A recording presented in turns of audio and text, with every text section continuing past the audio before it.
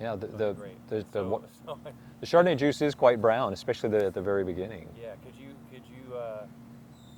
touch on that a little bit for the consumer? Like, okay, when I show them that on camera, what are they looking at, and why is it clear then, and more clear in the bottle? Yeah, the Chardonnay juice, when it first comes out of the grapes and sits in the pan like that, it oxidizes just like an apple will. You know, if you take a bite out of or cut an apple and leave it on the counter, that turns brown.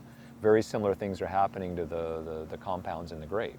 And I actually really love seeing this happen at that point, because those compounds become a solid and they fall out, and they are no longer part of the wine, or part of the juice, which will become the wine.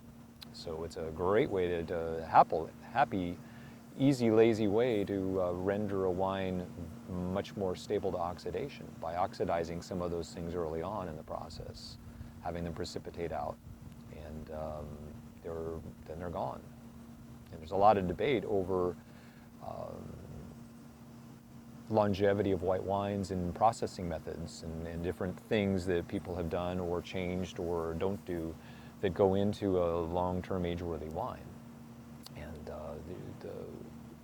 back in the 1980s, in this area, there was kind of a fetish of winemakers to give skin contact to the whites and protect them from oxidation, which now looking back at that seemed absurd, because you're extracting more phenolics out that are going to oxidize and drive oxygen deeper into the heart of the wine as far as decay goes.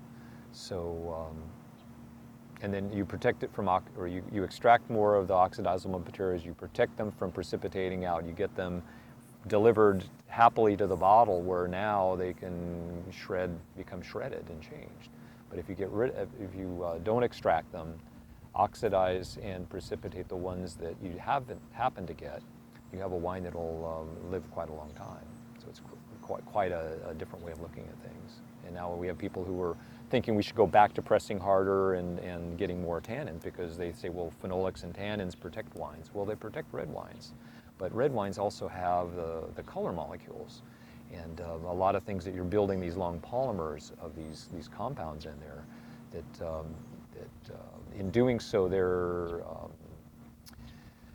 consuming oxygen and protecting the other components of the wine from the oxidation, whereas the whites, you don't have that. So, and if you did, I guess it would be a much different kind of wine than what we're accustomed to in drinking white wines.